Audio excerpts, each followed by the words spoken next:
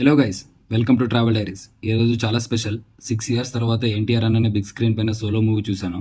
అసలు ఏం చెప్పాలో ఎలా చెప్పాలో తెలియట్లే.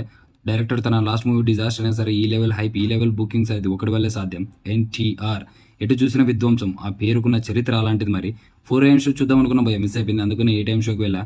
ఏదైతే దినం ఎన్టీఆర్ అయినా ఫస్ట్ డే చూసేసా. చూసింది బెంగళూరులో అయినా సరే సీటెడ్లో చూసిన ఫీల్ వచ్చింది భయ. ఆ లెవెల్ సెలబ్రేషన్ చేశారు ఇక్కడ. ఎన్టీఆర్ సినిమా అంటేనే సెలబ్రేషన్.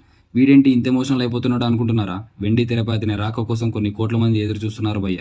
అందులో నేను ఒకడిని. 6 ఇయర్స్ తర్వాత వస్తున్న మూవీకి ఆ మాత్రం ఎలివేషన్స్ ఇవ్వాలి కదా. ఇంకా ఎలివేషన్స్ ఆపేసి మూవీలోకి వెళ్ళిపోదాం. ఫస్ట్ హాఫ్లో టైటిల్ కార్డ్ సూపర్గా ఉంటాయి. ఎన్టీఆర్ ఇంట్రో హైలైట్ ఉంది అని మాస్ బీజియం ఇచ్చాడు.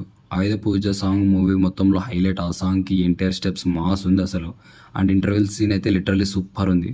ఫియర్ సాంగ్కి అయితే థియేటర్ ఎరపెక్కిపోయింది. ఓవరాల్గా ఫస్ట్ హాఫ్ అయితే బ్లాక్ బస్టర్, అందులో అయితే నో డౌట్.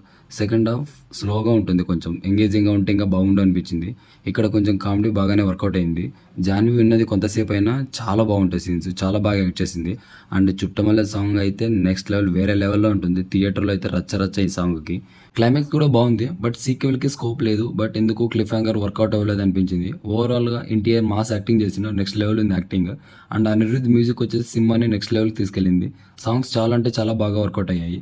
సూపర్ ఉంది మూవీ ఓవరాల్గా. ఖచ్చితంగా థియేటర్ ఎక్స్పీరియన్స్ చేయాల్సిన మూవీ ఇది. So thanks for watching. See you again. Bye.